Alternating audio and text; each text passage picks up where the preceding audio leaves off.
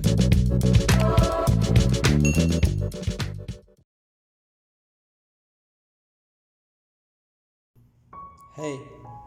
ini untuk kamu.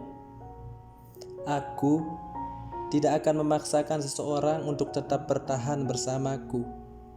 Jika kamu sudah bosan, pergi.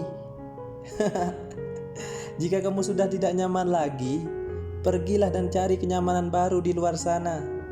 Percuma kamu tetap bersamaku, tapi hatimu bukan untukku. Dan percuma aku memiliki ragamu, tapi bukan hatimu. Kayak lirik lagu kan? Lanjut ya. Lebih baik aku sakit ditinggal pergi daripada harus bahagia dengan harapan palsu yang kau beri. Namun pada ujungnya pasti aku akan kecewa. Memang sulit ketika aku harus memilih untuk bertahan atau pergi.